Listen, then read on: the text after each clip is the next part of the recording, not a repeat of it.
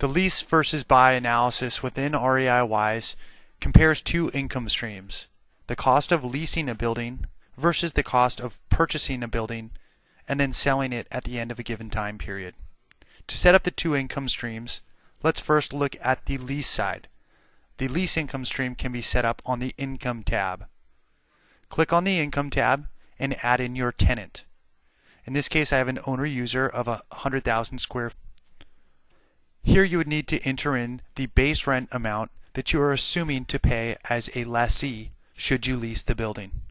Please enter in the base rent amount, then add in a lease expiration date for the given period of time in which you are analyzing this lease versus buy analysis. In this case, a 10-year scenario ending in 2023.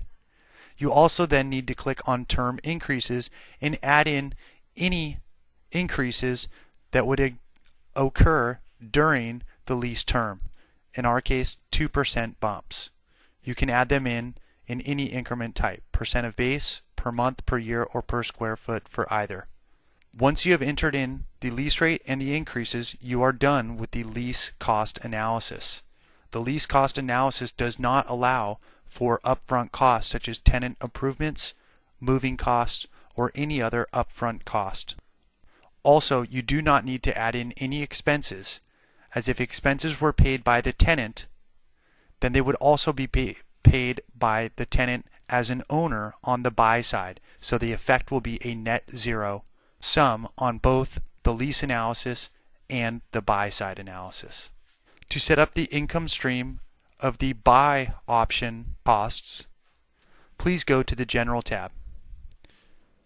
On the buy side analysis, you need 6 different factors.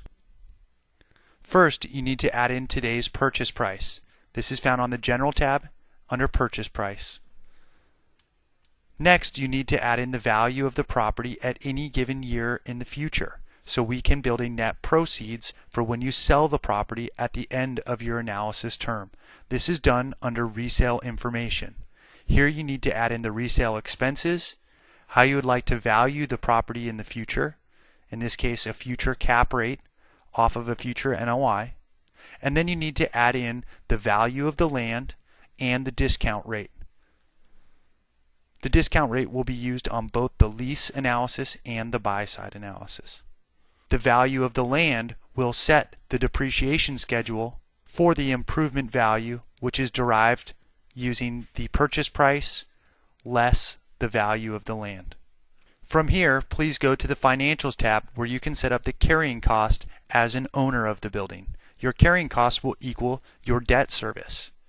On the Financials tab, you can add up to 3 different loans. In this case, I have a 10% down situation with one 80% loan and a second 10% loan. Very typical of an SBA loan. This will set up the carrying costs and your annual debt service for all years within the term of your analysis. So far, we have set up the price, the future cost, which will establish our net proceeds. We've established our carrying cost. Next, as an owner, you would need to pay any capital improvements on the property.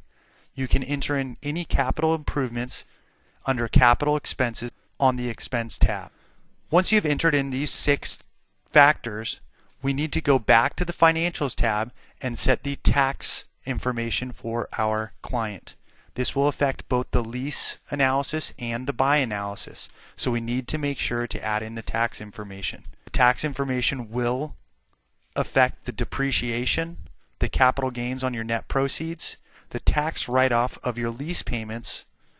Once we have added in all these factors, our lease versus buy report is done.